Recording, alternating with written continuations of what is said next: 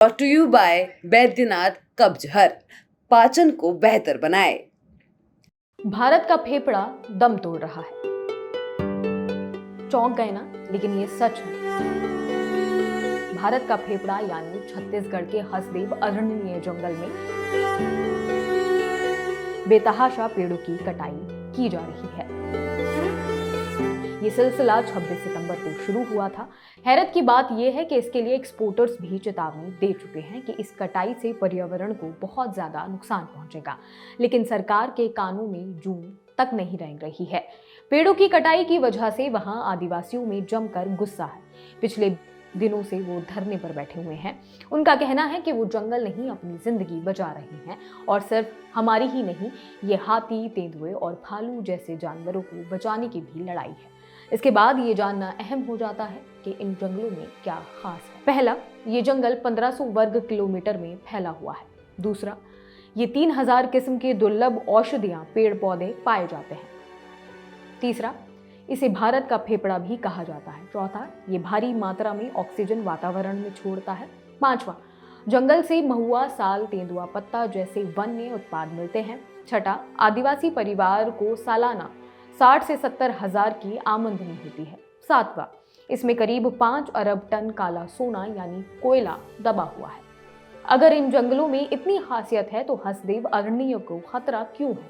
वो इसलिए कि इस जंगल में करीब 5 अरब टन काला सोना यानी कि कोयला दबा हुआ है। छत्तीसगढ़ सरकार ने 3 कंपनियों को इस जंगल में दबे कोयले को खोदकर निकालने का ऑर्डर दिया और भारी संख्या में पेड़ काटे जा रहे हैं, जिससे सिर्फ पेड़ ही नहीं बल्कि जंगल पर निर्भर इंसानों और जानवरों के अस्तित्व पर भी खतरा मंडरा रहा है। सूरजपुर, सरगुजा और कोरबा जिले में कोयले के करीब 23 ब्लॉक हैं। इन्हीं में 3 ब्लॉक को लेकर पूरा विवाद है। अब सवाल खड़ा होता है कि इसमें कौन कौन शामिल है। ये मुद्दा सिर्फ छत्तीसगढ़ सरकार और आदिवासियों के बीच का नहीं है। इस पूरे विवाद में कई पार्टियां भी शामिल हैं। केंद्र सरकार, राजस्थान सरकार और अडानी ग्रुप भी इस पूरे विवाद में शामिल है। इस पूरे खेल में अडानी का नाम कहां से सामने आया? क्योंकि राजस्थान सरकार ने खुदाई का जिम्मा अडानी ग्रुप को दिया है। अब सवाल खड़ा होता है कि पूरा मसला शुरू कहां से हुआ। बात है 12 साल पहले यानी कि साल 2010 की। इस साल केंद्र की यूपीए सरकार ने राजस्थान सरकार को छत्तीसगढ़ में 3 कोयला खदानों की खुदाई की मंजूरी दी थी, लेकिन फेज 1 की कटाई के बाद ये फैसला पलट दिया गया, जिसके बाद 2015 में दोबारा खुदाई शुरू की गई और यहीं से हसदेव अरण्य में आदिवासियों का प्रदर्शन शुरू हुआ। आदिवासियों का कहना है कि उनकी बिना मंजूरी के लिए खदानों को अलॉट कर दिया गया। खुदाई की वजह से कई गांवों के आदिवासियों को विस्थापित होना पड़ा और अगले 5 साल तक भी इन विस्थापित आदिवासियों को ठीक से रिहैबिलिटेटेड नहीं किया गया। जब इस मामले को लेकर रिसर्च की गई तो रिपोर्ट में क्या सामने आया?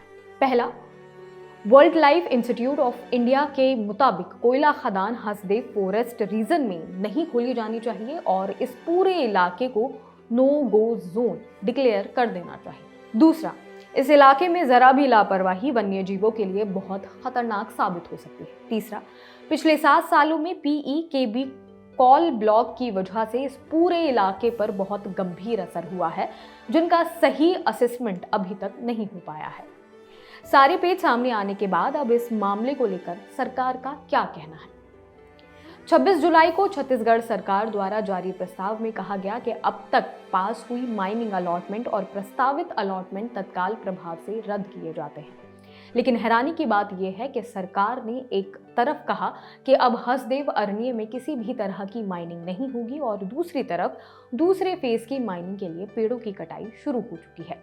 सरकार चाहे कुछ भी कहे, एक बात तो साफ है, भारत के फेफड़े और आदिवासियों की रोजी रोटी दोनों ही मुश्किल में है। ऐसी ही और वीडियोस देखने के लिए जुड़े रहिए ललन टॉप के साथ। शुक्रिया।